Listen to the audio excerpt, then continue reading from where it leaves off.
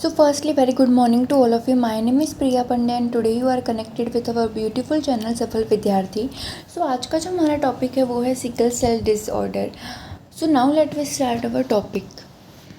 सो firstly हम जानेंगे what are sickle cell disorder.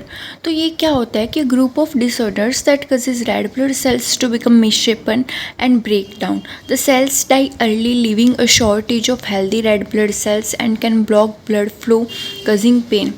ये क्या कहना चाह रहा है कि ये ग्रुप है किसका डिसऑर्डर्स का, जिसके कारण क्या होता है कि जो रेड ब्लड सेल्स होती है उनका शेप क्या हो जाता है, मतलब कि वो प्रॉपरली शेप में नहीं होती है और वो क्या होती है, ब्रेक डाउन होती है. द सेल्स डाई अर्ली, वो जो सेल्स होती है वो बहुत ज़्यादा अर्ली डाई हो जाती है. Then living a short age of healthy red blood cells.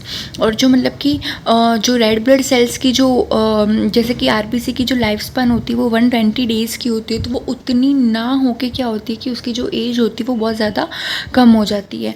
And can block blood flow causing pain, जिसके कारण क्या होता है कि जो ब्लड का फ्लो होता है, जब आरबीसी का शेप ही प्रॉपर नहीं होगा तो जो ब्लड का फ्लो होगा वो क्या हो जाएगा, ब्लॉक हो जाएगा, जिसके कारण पर्सन को पेन फील होगा. राइट. सो ये तो हमने देख लिया कि what are sickle cell disorder होता क्या है. ये देखिए जैसे कि आप डायग्राम में देख पा रहे हैं कि ये क्या है, नॉर्मल ब्लड सेल्स है, नॉर्मल रेड ब्लड सेल्स है. जब वो सिकल सेल के अंदर चेंज हो जाती है तो उसका शेप क्या हो जाता है कि कुछ इस तरीके से इसका शेप हो जाता है. राइट. जिसके कारण क्या होता है कि ब्लड का फ्लो सही से हो नहीं पाता है, जिसके कारण वहाँ पर ब्लड का फ्लो क्या हो जाता है, ब्लॉक हो जाता है, जिसके कारण पेन होता है. ठीक है. अब हम देखते हैं उसके टाइप्स की अगर बात करेंगे तो क्या होता है कि सिकल सेल एनीमिया. फर्स्ट इसका टाइप होता है सिकल सेल डिसऑर्डर के अंदर, फर्स्ट इसका टाइप है sickle cell anaemia. Sickle cell anaemia जो होता है वो बहुत ज़्यादा इंपॉर्टेंट वो है. 12th के अंदर भी ये टॉपिक दे रखा है सिकल सेल एनीमिया. सो इसको हम अच्छी तरीके से अभी इस वीडियो के अंदर डिस्कस करेंगे. सिकल सेल एनीमिया के अंदर क्या होता है कि dysfunctional red cells due to abnormal haemoglobin. इसके अंदर क्या होता है कि जो रेड ब्लड सेल्स होती है वो डिसफंक्शनल होती है, किसके कारण, एबनॉर्मल हीमोग्लोबिन के कारण होती है. जबकि सिकल सेल क्राइसिस के अंदर क्या होता है कि blockage of blood vessels causing severe pain और ऑर्गन डैमेज. जिसके अंदर क्या होता है कि जो ब्लड वेसल्स होता है उसका ब्लॉकेज हो जाता है, जिसके कारण क्या होता है एकदम सीवियर पेन होता है और ऑर्गन पे क्या हो सकता है, डैमेज हो सकता है. ठीक है. जैसा कि ये डायग्राम के अंदर भी दे रखा है कि सिकल सेल एनीमिया के अंदर क्या है, तो normal red blood sales with normal haemoglobin है, और यहाँ पर जैसे कि आप देख रहे हैं कि mutated haemoglobin stents that causes sickle shape है.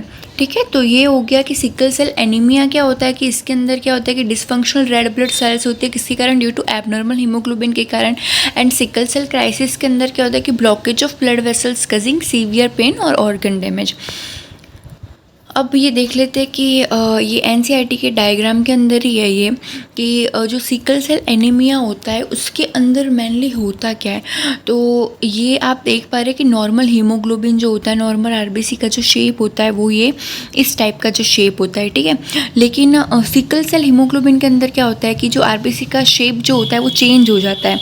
राइट. अब क्या है, अब ये क्या है कि GAC और ये CTC यहाँ पे मतलब जीन दे रखे, तो मतलब कि इसके अंदर क्या होता है कि जैसे कि म्यूटेटेड RNA रेप्लिकेशन हुआ तो यहाँ पर क्या होता है कि एलेनिन आया, GAG आया. ठीक है.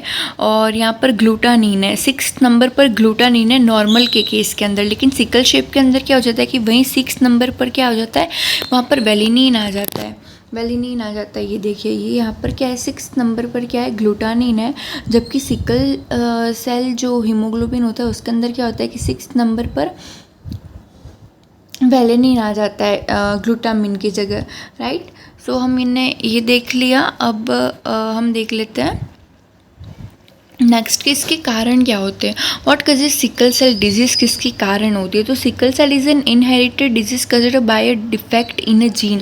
ये एक इनहेरिटेड डिजीज़ होती है जो कि जीन के अंदर डिफेक्ट होने के कारण होती है. राइट. क्या होती है, हमारे जीन के अगर पर्सन के जीन के अंदर डिफेक्ट होता है जिसके कारण क्या होती है, ये सिकल सेल डिजीज़ होती है. और ये एक इनहेरिटेड होती है, यानी कि पेरेंट्स से या फिर पेरेंट्स से बच्चों के अंदर आती है, या फिर अगर उनकी ग्रैंड मदर को या ग्रैंड फादर को, तब भी ये डिजीज़ हो सकती है घर के अंदर. तो ये हो गया उसका कारण.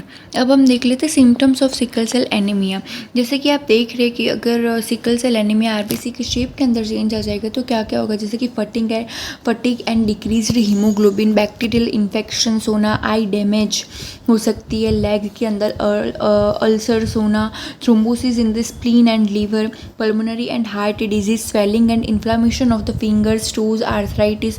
जो इसका अगर आपको पूछा जाए कि जो मोस्ट एक्यूट सिम्टम्स है जो सिकल सेल एनीमिया का, वो यही है कि swelling and inflammation of the fingers, toes and arthritis. क्या हो जाता है कि अगर कोई पर्सन सिकल सेल एनीमिया से अफेक्टेड है तो उस केस के अंदर क्या हो जाता है कि उसके हाथ पाँव के अंदर बहुत ज़्यादा सूजन आ जाती है, जिससे कि हम ये एज्यूम कर सकते हैं कि जो पर्सन है वो सिकल सेल से सफरिंग है।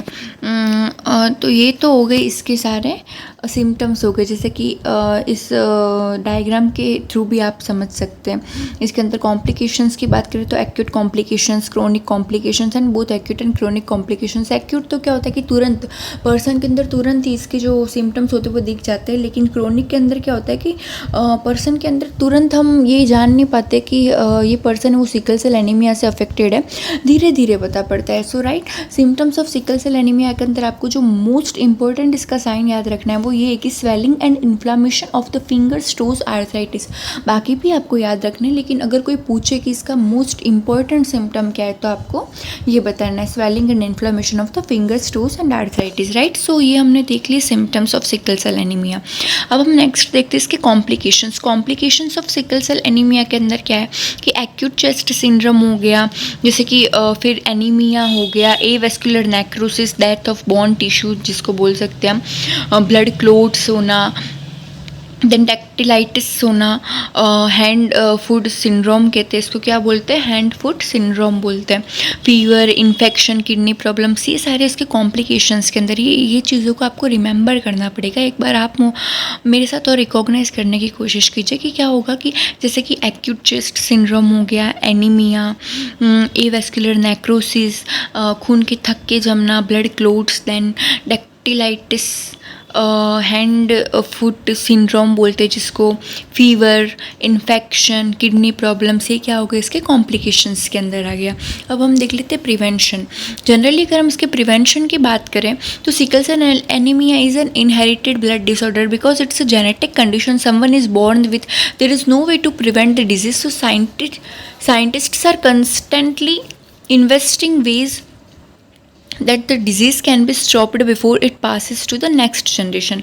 सिकल सेल एनीमिया क्या है, एक इनहेरिटेड ब्लड डिसऑर्डर है, और क्योंकि ये एक जेनेटिक कंडीशन है, जो पर्सन जो होता है वो क्या होता है कि जब जन्म के साथ ही उस पर्सन के अंदर क्या होती है, ये डिजीज़ होती है। तो इसको प्रिवेंट करने का कोई ऐसा रास्ता तो नहीं है, लेकिन जो हमारे साइंटिस्ट है वो अभी भी इस पर इन्वेस्ट कर रहे हैं कि मतलब कि उसके लिए किस तरीके से सिकल सेल एनीमिया को रोका जा सके, कि वो एक जनरेशन से नेक्स्ट जनरेशन के अंदर किस तरीके से जाने से उसको प्रिवेंट किया जा सके, उस पर अभी भी जो इन्वेस्टिगेशन है वो जारी है। राइट, सो ये तो हो गया उसका प्रिवेंशन की बात हो गई। सो आज के लेक्चर का जो आपके लिए क्वेश्चन है वो है, which of the following is a type of autosomal recessive genetic disorder. कौन सी बीमारी है जो कि एक ऑटोसोमल रिसेसिव जेनेटिक डिसऑर्डर है, haemophilia, skeletal dysplasia, sickle cell anaemia या फिर none of the above. So I hope कि इस क्वेश्चन का आंसर भी आपको अच्छे तरीके से आता होगा। अगर आपको वीडियो अच्छी लगी है तो हमारे चैनल को सब्सक्राइब कीजिए, लाइक कीजिए एंड शेयर कीजिए। थैंक यू सो मच, मिलते हैं नेक्स्ट लेक्चर में।